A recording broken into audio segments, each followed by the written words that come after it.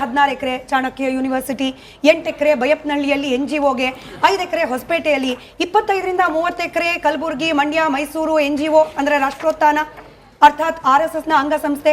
ಇದೆಲ್ಲ ವಿಚಾರಗಳಿಗೂ ಕೂಡ ಭೂಮಿಯನ್ನ ಕಡಿಮೆ ಬೆಲೆಯಲ್ಲಿ ಮುಧೋಳದಲ್ಲಂತೂ BJP ಆಫೀಸ್ಗೆನೆ ಅಂದ್ರೆ ತಮಗೆ ಅನುಕೂಲವಾದ ರೇಟ್ನಲ್ಲಿ ಖರೀದಿ ಮಾಡ್ತು ಅನ್ನೋ ಆರೋಪ ನಿಮ್ಮ ಸರ್ಕಾರ ಇರ್ತಾ ಕೂಡ ಬಂದಿತ್ತು. ಹೊಸದೇನಿದೆ ನೋಡಿ ಸ್ಮಿತಾ, CA ಸೈಟ್ಗಳನ್ನ, ಸಿವಿಕ್ ಕಮ್ಯುನಿಟಿ ಸೈಟ್ಗಳನ್ನ ನೀವು ಒಂದು ವಿದ್ಯಾಭ್ಯಾಸದ ಉದ್ದೇಶಕ್ಕಾಗ್ಬೋದು, ಅಥವಾ ಒಂದು ಯಾವುದೋ ಕೌಶಲ್ಯಾಭಿವೃದ್ಧಿ ಟ್ರೈನಿಂಗ್ ಉದ್ದೇಶಕ್ಕಾಗ್ಬೋದು, ಅಥವಾ ಒಂದು ಆಸ್ಪತ್ರೆಗಾಗ್ಬೋದು, ಅದಕ್ಕೋಸ್ಕರ ಕೊಟ್ಟರೆ ಏನೂ ತಪ್ಪಿಲ್ಲ. ಅದು RSSನ NGOಗಳಾಗ್ಬೋದು, ಅಥವಾ ಬಿಯಾಂಡ್ RSSನ ಬೇರೆ ಬೇರೆ NGOಗಳು ಇದಾವೆ ದೇಶದಲ್ಲಿ, ರಾಜ್ಯದಲ್ಲಿ, ಬೆಂಗಳೂರಿನಲ್ಲಿ. ಅವ್ರಿಗೆಲ್ಲ ಕೊಟ್ಟಿದ್ದಾರೆ, ಅವರೆಲ್ಲ ಅಲಾಟ್ ಮಾಡ್ಕೊಂಡಿದ್ದಾರೆ. ಆ ನಿಟ್ಟಿನಲ್ಲಿ ನೀವು ಅಲಾಟ್ ಮಾಡ್ಕೊಂಡ್ರೆ ಯಾರು ಏನು ಪ್ರಶ್ನೆ ಮಾಡಲ್ಲ. ಫಾರ್ ಎಕ್ಸಾಂಪಲ್, ರಾಷ್ಟ್ರೋತ್ಥಾನ ಪರಿಷತ್ನ ಶಾಲೆಗಳಿದಾವೆ, ಅಲ್ಲಿ ವಿದ್ಯಾಭ್ಯಾಸ ಇದೆ, ಅಲ್ಲಿ ಸಾವಿರಾರು ಮಕ್ಕಳು ಓದ್ತಾ ಇದ್ದಾರೆ ಇವತ್ತು. ತಿರ್ಗಾ ರಾಷ್ಟ್ರೋತ್ಥಾನ ಪರಿಷತ್ನ ಆಸ್ಪತ್ರೆಗಳಿದಾವೆ, ಅಲ್ಲಿ ಸಾವಿರಾರು ಜನಕ್ಕೆ ಚಿಕಿತ್ಸೆ ನೀಡಲಾಗ್ತಾ ಇದೆ. ರಾಷ್ಟ್ರೋತ್ಥಾನ ಪರಿಷತ್ನ ಗ್ರಂಥಾಲಯ ಇದೆ, ಪಬ್ಲಿಕೇಶನ್ ಇದೆ, ಆಯ್ತಲ್ಲ.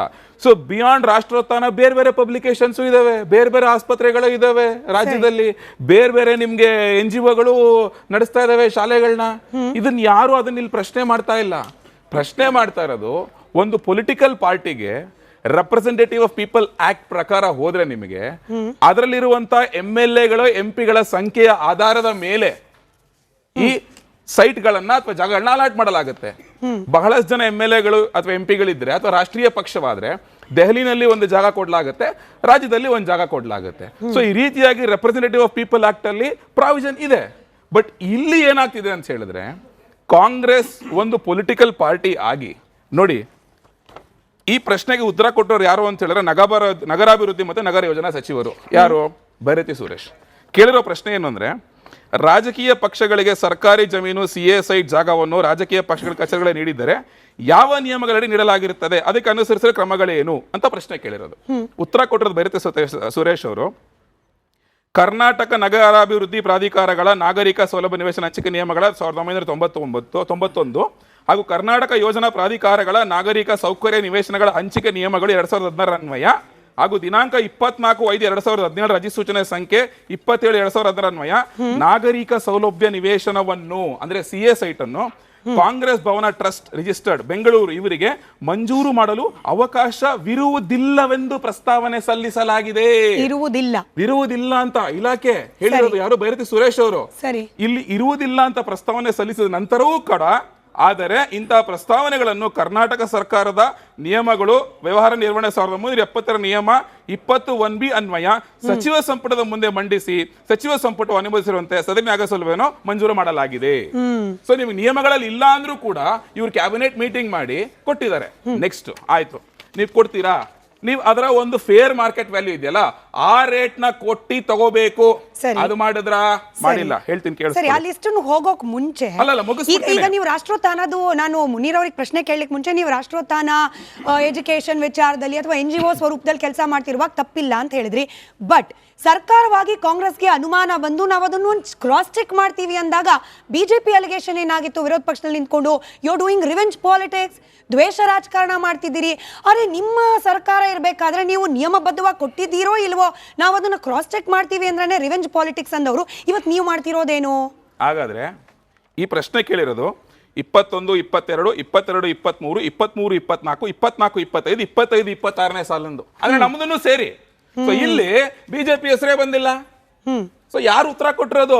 ಇವರೇ ಕಾಂಗ್ರೆಸ್ ಸಚಿವರು. ನೀವು ಆಚೆ ಬಂದು ಮಾತಾಡ್ತಿರಲ್ಲ, ಉತ್ತರ ಕೊಡ್ಬೇಕಿತ್ತಾಗಾರೆ ಧೈರ್ಯ ಇದ್ದಿದ್ರೆ, ಅಥವಾ ಅಧಿಕಾರದಲ್ಲಿ ಇದ್ದೀರಲ್ಲ ತನಿಖೆ ಮಾಡ್ಬೇಕಿತ್ತು, ಯಾಕೆ ಮಾಡಿಲ್ಲ ನೀವು? ಹಾಗಾದ್ರೆ ನೆಕ್ಸ್ಟ್ ಇಲ್ಲಿ ಸಮಸ್ಯೆ ಇರೋದು ಎಲ್ಲಿ ಗೊತ್ತಾ ಸ್ಮಿತಾ ನಿಮ್ಗೆ? ನೋಡಿ, ವ್ಯಾಲ್ಯೂ ಆಫ್ ದ ಪ್ರಾಪರ್ಟಿ. ಚಿಕ್ಕಬಳ್ಳಾಪುರಕ್ಕೆ ಹೋದ್ರೆ ನಿಮಗೆ ಮಾರ್ಕೆಟ್ ವ್ಯಾಲ್ಯೂ 4,08,00,000, ಇವ್ರು ಅಲಾಟ್ ಮಾಡಿಸ್ಕೊಂಡಿರೋದು 20,42,000ಕ್ಕೆ 5%. ಬಾದಾಮಿಗೆ ಹೋದ್ರೆ 24,52,000 ಅಲಾಟ್ ಮಾಡಿಸ್ಕೊಂಡಿರೋದು 1,22,000ಕ್ಕೆ. ಕೊಪ್ಪಳಕ್ಕೆ ಹೋದ್ರೆ 1,31,00,000 ಅಲಾಟ್ ಮಾಡಿಸ್ಕೊಂಡಿರೋದು 6.5 ಲಕ್ಷಕ್ಕೆ. ಚನ್ನರಾಯಪಟ್ಟಣ 27,30,000 ಮಾರ್ಕೆಟ್ ವ್ಯಾಲ್ಯೂ ಅಲಾಟ್ ಮಾಡಿಸ್ಕೊಂಡಿರೋದು 1.36 lakhs. Mandya 1.45 crores market value allot ಮಾಡಿಸ್ಕೊಂಡಿರೋದು 7.28 lakhs. ಗೌರಿಬಿದನೂರು 90 ಲಕ್ಷ ಅಲಾಟ್ ಮಾಡಿಸ್ಕೊಂಡಿರೋದು 4.5 ಲಕ್ಷಕ್ಕೆ. ನೆಕ್ಸ್ಟ್ ನಿಮಗೆ ತುಮಕೂರು 2 ಎಕರೆ ಜಾಗ, 1 ಎಕರೆಗೆ 1,70,00,000 ಇದೆ. ಮುಗಿಸ್ಬಿಡ್ತೀನಿ ಪ್ಲೀಸ್, ದಯವಿಟ್ಟು. ತುಮಕೂರು 1 ಎಕರೆಗೆ 1,70,00,000 ಇದೆ, ಅದನ್ನ ಬರೀ 8.5 ಲಕ್ಷಕ್ಕೆ. ಅಂದ್ರೆ ನೀವು ಆವರೇಜ್ ತಗೊಂಡ್ರೆ ನಿಮಗೆ 40 ಕೋಟಿ ವರ್ತು ಪ್ರಾಪರ್ಟಿನ ಬರೀ 2 ಕೋಟಿಗೆ ಅಲಾಟ್ ಮಾಡಿಸ್ಕೊಂಡಿದ್ದಾರೆ. ಅಂದ್ರೆ 5% ಫ್ಲಾಟ್. ನೀವು ಕ್ಯಾಲ್ಕುಲೇಟರ್ ತಗೊಂಡು ಕ್ಯಾಲ್ಕುಲೇಟ್ ಮಾಡಿದ್ರು ಅಷ್ಟೇ, ಇದರಲ್ಲಿ 5% ಆಫ್ ದ ಮಾರ್ಕೆಟ್ ವ್ಯಾಲ್ಯೂ.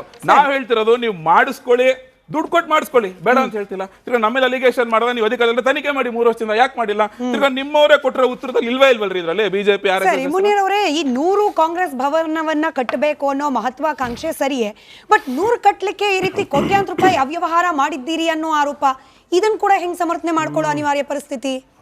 ಅವ್ಯವಹಾರ ಆರೋಪ ಅಷ್ಟೇ, ಆರೋಪ. 100 ಸೈಟ್ಗಳನ್ನ ಏನು CA ಸೈಟಲ್ಲೇ ಮಾಡಿದೀವಿ ಅನ್ನೋದು ಮೊದಲ ಸುಳ್ಳು. ಆಲ್ರೆಡಿ ಕೆಲವು ಶಾಸಕರು, ಆಲ್ರೆಡಿ ಪಕ್ಷಕ್ಕೆ ಮಾಜಿ ಶಾಸಕರುಗಳು ಕೊಟ್ಟಂತ ಜಮೀನಿನಲ್ಲಿ ಕಾಂಗ್ರೆಸ್ ಭವನ ನಡೀತಾ ಇದೆ, ಇನ್ನು ನಡೆಸ್ತಾ ಇದ್ದಾರೆ. ಅದನ್ನೆಲ್ಲ ಸೇರಿ 100 ಆಫೀಸ್ಗಳನ್ನು ಮಾಡಬೇಕು, ಕಚೇರಿಗಳನ್ನು ಮಾಡಬೇಕು ಅಂತ ಇವಾಗ ಅವ್ರಿಗೆ ಅಷ್ಟು ಉದ್ದ ಲೀಸ್ಟ್ ಓದಿ ಹೇಳಿದ್ರು. ನಾನು ಅದರ ಡಬಲ್ ಲೀಸ್ಟನ್ನು ಓದಿ ಹೇಳಬಲ್ಲೆ. ಅದರ ಮಾರ್ಕೆಟ್ ವ್ಯಾಲ್ಯೂ ಏನಿತ್ತು, ಇವ್ರು ಏನಕ್ಕೆ ಮಾಡಿದ್ದಾರೆ, ಅದು ನಮ್ದೆಲ್ಲ ಒಂದು ಆಫೀಸಿಗೆ ಬೇಕಾಗುವಷ್ಟು ಜಮೀನು. ಇದು 40 ಎಕರೆ, 116 ಎಕರೆ, ಎಕರೆಗಟ್ಲೆ ಗೋಮಾಳ ಭೂಮಿ ಆಗಿರ್ಬೋದು, ಸರ್ಕಾರದ ಭೂಮಿ ಆಗಿರ್ಬೋದು, ಕರ್ನಾಟಕದ ನಾನು ಹೇಳ್ತಾ ಇದ್ದೀನಿ. ಇನ್ನು ಬಿಡಿ, ಕೇಂದ್ರ ಸರ್ಕಾರ ಅದಾನಿ ಅವರಿಗೆ ಬಿಹಾರದಲ್ಲಿ ಎಷ್ಟು ಕೊಟ್ರು ಅಂತ ನಿಮ್ಗೆ ಗೊತ್ತಿದೆ. ₹1 ಎಷ್ಟು ಕೊಟ್ರು ಅನ್ನೋದು ಅದು ಗೊತ್ತಿರುವಂತದ್ದು. ಅದು ಬಿಡಿ, ಇವರೇ RSS ಮತ್ತೆ ರಾಷ್ಟ್ರೋತ್ಥಾನ, ಜನಸೇವಾ ಟ್ರಸ್ಟ್, ಮುಧೋಳದಲ್ಲಿ ನೀವು ಹೇಳಿದ ರೀತಿಯಲ್ಲಿ ನಮ್ಮ ತರ ಸಣ್ಣ ಸಣ್ಣ ಆಫೀಸಿಗೆ ಕೊಟ್ಟಿದ್ದಲ್ಲ. 100 ಎಕರೆ, 40 ಎಕರೆ, 50 ಎಕರೆ, 60 ಎಕರೆ. ಯಾವಾಗ ಹೇಳ್ತೀನಿ ನಿಮ್ಗೆ, ಇಲ್ಲಿ ಕೇಳಿಸ್ಕೊಳ್ಳಿ. ಕಳೆದ ಇವರ ಬೊಮ್ಮಾಯಿಯವರ ಆಡಳಿತದಲ್ಲಿ ನೀವು ಓದಿ ಹೇಳಬೇಕು ಅಂದ್ರೆ ಓದಿ ಹೇಳ್ತೀನಿ ನಾನು. Centre for education and social studies CESS ಅಂತ ಮಾಡಿದ್ರು. 116 ಎಕರೆ ಚಾಣಕ್ಯ ಯೂನಿವರ್ಸಿಟಿಗೆ ಅಂತ ಕೊಟ್ಟಿರೋದು, ದೇವನಹಳ್ಳಿ ಪಕ್ಕ. ಆಮೇಲೆ ರಾಷ್ಟ್ರೋತ್ಥಾನ ಪರಿಷತ್ 8 ಎಕರೆ ಬೈಯಪ್ಪನಹಳ್ಳಿ, ಜನಸೇವಾ ಟ್ರಸ್ಟ್ ಲ್ಯಾಂಡ್ 40.7 ಎಕರೆ. ಇದು ಎಲ್ಲ ನಮ್ದಲ್ಲ, ಡೆಕ್ಕನ್ ಹೆರಾಲ್ಡ್ ನಿಮ್ಮ ರಾಷ್ಟ್ರೀಯ ನ್ಯೂಸ್ ಪತ್ರಿಕೆ ಬಂದಿರೋದನ್ನ ಹೇಳ್ತಾ ಇದ್ದೀನಿ. ಸರಿ. Shivamogga 2 acre, Mudhol BJP office 13,400 square feet. Controversial election 2023. ಅಂದ್ರೆ ಇವರು ಕೊಟ್ಟಿರುವಂತದ್ದು ನೋಡಿದ್ರೆ ಇದರ ಉದ್ದೇಶ ಸ್ಪಷ್ಟವಾಗಿದೆ. ಇದು ಯಾವುದೋ ಒಂದು ಸಂಘ ಸಂಸ್ಥೆ ಅಥವಾ ಪೊಲಿಟಿಕಲ್ ಪಾರ್ಟಿಗೆ ಒಂದು CO ಸೈಟ್ ಕೊಡೋ ತಪ್ಪು ಅನ್ನೋದಿಲ್ಲ ಕಾನೂನಲ್ಲಿ. ಇವ್ರು ಕೇಳಿದಾರಲ್ಲ, ಅದಕ್ಕೆ ಉತ್ತರ ಕೊಟ್ಟಿದಾರಲ್ಲ, ಅದನ್ನ ಮಾಡ್ಲಿ ಅವರು. ಸರಿ, ನಾನು ಈ ಎಲ್ಲಾ ಜಾಗಗಳು ಕರ್ನಾಟಕದಲ್ಲೇ ಇದೆಯಾ ಅಂತ ಹೇಳಿ ಯಾಕೆ ಕೇಳಿದೆ ಅಂದ್ರೆ, ನಾನು ಅವ್ರಿಗೆ ರಿವೆಂಜ್ ಪಾಲಿಟಿಕ್ಸ್ ಅಂತ ಕೇಳುವಾಗ ಹೇಳಿದೆ, ಸರ್ಕಾರ ರಚನೆ ಆದಾಗ ಕಾಂಗ್ರೆಸ್ನವರು ಇದೆಲ್ಲವನ್ನ ಕೂಡ ಕ್ರಾಸ್ ಚೆಕ್ ಮಾಡ್ತೀವಿ ಅಂತ ಹೋದ್ರಿ, ಯಾಕೆ ಮಾಡ್ತಿಲ್ಲ? ಬಿಜೆಪಿ ಅವಧಿಯಲ್ಲಿ ನಿಜವಾಗ್ಲೂ ಕೂಡ ಹೀಗೆ ಮನಸೋ ಇಚ್ಛೆ ಭೂಮಿಯನ್ನ RSSಗೋ ಕೆಲ NGOಗಳಿಗೋ ಕೊಟ್ಟಿದ್ರೆ ಯಾಕೆ ವಾಪಸ್ ಪಡಿತಾ ಇಲ್ಲ? ಸರ್ಕಾರಿ ಜಾಗವನ್ನ ಕಬಳಿಕೆ ಮಾಡಿದ್ದಾರೆ ಅಂದ್ರೆ who is stopping Congress government to gain back? ಅದೆಲ್ಲ ಭೂಮಿಯನ್ನ ವಾಪಸ್ ಪಡೆಯುವಲ್ಲಿ ಯಾರು ತಡಿತಾ ಇದ್ದಾರೆ? ನೋಡಿ, ವಾಪಸ್ ಪಡೆಯುವುದು ಅಂದ ತಕ್ಷಣ ಇವತ್ತು ಹೇಳಿ ನಾಳೆ ಪಡೆಯೋದು ಆಗಲ್ಲ. ಅದೊಂದು ಪ್ರೊಸೆಸ್. ಅವರು ಕೋರ್ಟಿಗೆ ಹೋಗ್ತಾರೆ, ಅವರು ಕೋರ್ಟಿಗೆ ಹೋಗಿದ್ದಾರೆ. ಆನ್ ಫ್ಲೋರ್ ಅಲ್ಲಿ ಸೋಮಶೇಖರ್ ಅವರ ಪ್ರಶ್ನೆಗೆ ಬೈರೇಗೌಡರೇ ಉತ್ತರ ಕೊಟ್ಟಿದ್ದಾರೆ. ಎಷ್ಟು ಎಕರೆ ಜಮೀನನ್ನ ನೀವು ತಗೊಂಡಿದ್ದೀರಿ, ಅದಕ್ಕೆ ನಾವು ಏನ್ ಕ್ಲೈಮ್ ಮಾಡ್ತಾ ಇದೀವಿ ಅಂತ ಕಂದಾಯ ಸಚಿವರೇ ಅದಕ್ಕೆ ಉತ್ತರ ಕೊಟ್ಟಿದ್ದಾರೆ. ಇಟ್ಸ್ ಅ ಪ್ರೊಸೆಸ್, ಅದು ನಡೀತಾ ಇದೆ. ಅದು ನಾನು ಏನು ನಿಂತ್ಬಿಟ್ಟಿದೆ, ನಾವು ತಗೊಳ್ಳಲ್ಲ ಅಂತ ಹೇಳ್ತಾ ಇಲ್ಲ. ಅದನ್ನ ಏನು ಮಾಡಬೇಕಾಗಿದೆ ಅದು ಕಾನೂನುಬದ್ಧವಾಗಿ ಹೋಗ್ಬೇಕು. ನಮ್ದು ರಿವೆಂಜ್ ಪೊಲಿಟಿಕ್ಸ್ ಇಲ್ಲ. ಅವ್ರು ಹೇಳಿದ ರೀತಿ ರಿವೆಂಜ್ ಪೊಲಿಟಿಕ್ಸ್ ತಗೊಂಡಿದ್ದಾರೆ, ಅದಕ್ಕೆ ಕಾನೂನಲ್ಲಿ ಏನು ಅವಕಾಶ ಇದೆ ಅದರ ಪ್ರಕಾರ ಕಂದಾಯ ಸಚಿವರು ನೋಡ್ತಾ ಇದ್ದಾರೆ. ಅದಕ್ಕೆ ಬೇಕಾದಂತಹ ವ್ಯವಸ್ಥೆಗಳನ್ನು ಅವ್ರು ಮಾಡ್ತಾರೆ. ಸರ್, ರಿವೆಂಜ್ ಪಾಲಿಟಿಕ್ಸ್ ಇಲ್ಲ, ಅವ್ರು ಮಾಡಿದ್ರು ನಾವು ಮಾಡ್ತೀವಿ ಅನ್ನೋ ಪಾಲಿಟಿಕ್ಸ್ ಸರ್ಕಾರ ಇರಬೇಕಾದ್ರೆ RSS ಕೊಟ್ಟರು, ನಮ್ಮ ಸರ್ಕಾರ ಇರಬೇಕಾದ್ರೆ ಕಾಂಗ್ರೆಸ್ ಭವನ ಕಟ್ತೀವಿ, ತಪ್ಪೇನು? ಇದು ಆರ್ಗ್ಯುಮೆಂಟ್. ಕಾಂಗ್ರೆಸ್ ಅನ್ನುವಂಥದ್ದು ಒಂದು ಸ್ವತಂತ್ರ ಹೋರಾಟ ಚಳವಳಿಯಿಂದ ಬಂದಂತ ಪಕ್ಷ. ಈಗ ಪೊಲಿಟಿಕಲ್ ಪಕ್ಷ, ಈಗ ಪೊಲಿಟಿಕಲ್ ಪಕ್ಷನೇ ಆಗಿದ್ದು. ನಾವು ಯಾವುದೇ ಎಕರೆಗಟ್ಟಲೆ ತಗೊಂಡಿರುವಂತದ್ದಲ್ಲ. ಒಂದು ಕಚೇರಿಗೆ, ಒಂದು ಸಂಘ ಸಂಸ್ಥೆಗೆ ಕಚೇರಿ ಮಾಡ್ಲಿಕ್ಕೆ ಅವಕಾಶ ಇದೆ.